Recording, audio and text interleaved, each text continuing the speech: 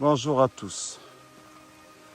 Sous une pluie infernale, je vous invite à visiter cette exploration en exclusivité. Et probablement une des plus grandes casernes, si je puis dire, abandonnées en Europe après Vel de Westpren. Où suis-je? Je suis à Berlin. 2 comme celui-ci. Une quinzaine comme celui-ci. Et derrière moi, regardez bien au fond, là-bas, les immeubles blancs, il y en a une quinzaine. Alors, on va aller se mettre à l'abri. Si vous permettez, on va visiter ce bâtiment. Alors, avant toute chose, pensez à vous abonner sur ma chaîne Urbex et Clément, sur YouTube, sur Instagram, abandonnette.urbex.world. Et pensez également la petite cloche, à cliquer sur la petite cloche pour être informé de mes prochaines explorations. On va se mettre à l'abri. Ah voilà. J'ai pas de chance. D'habitude, je tombe toujours dans les périodes de canicule quand je fais les casernes militaires. Et là, c'est la pluie. Alors, vous avez compris, je suis donc à Berlin. Je suis au nord-ouest de Berlin, dans une des rares casernes qui m'a échappé. Vous avez donc une quinzaine de casernes construites comme ça dans les années 30, qui devaient être probablement construites sur ces fameuses écoles. Ces écoles dissimulaient une armée, parce que l'Allemagne n'avait pas la possibilité, via le traité de Versailles, d'avoir une armée. Göring, notre ami Göring, si je puis dire, sous forme d'ironie, a commencé à faire ces écoles qui, un beau jour, a déclaré tout cela en militaire, caserne militaire.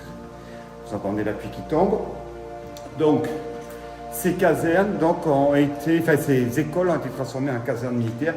La plus connue est quand même Judesborg. Judesborg qui est au sud-ouest de Berlin, où vous avez 6 compagnies, et surtout celle qui fait un avion. Là, je ne suis pas très loin de Valtin. Alors, je donnerai le nom exactement de la ville où je suis. Vous pouvez venir visiter, il n'y a pas grand-chose à prendre. Alors, celle-ci, ça doit être la première version des années 20, années 30. Après, ça a dû être construit, agrandi, celle qu'on va aller visiter après, par l'Union République Socialiste Soviétique.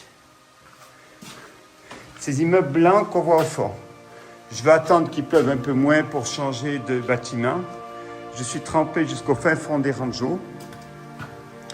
Alors, ces casernes, évidemment, c'est ce qui était des écoles au départ. La plus connue, c'est celle de Judesborg, qui était une caserne d'aviation.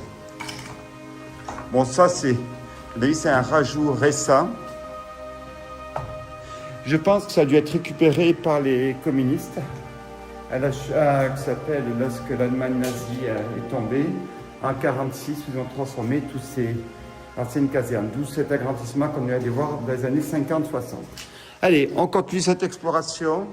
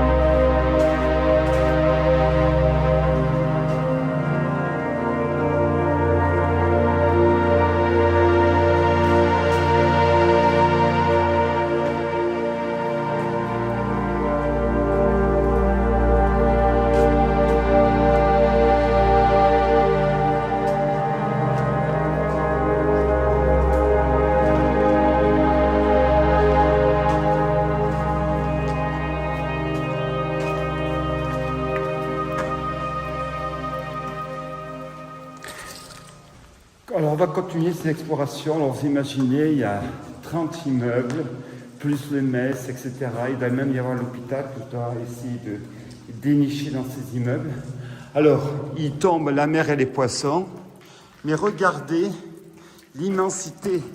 Vous avez là-bas les immeubles donc, des années 50-60 qui ont dû être ajoutés par l'Union République Socialiste Soviétique. Alors, ce qui est blanc sur l'écran, c'est les gouttes d'eau, ce qui tombe vraiment la mer et les poissons.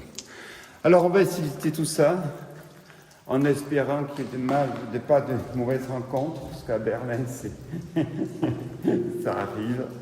Bon, là, je suis loin du tout. C'est loin des transports, c'est loin du centre-ville. Pour venir ici, il faut vraiment être motivé. Allez, on continue notre exploration.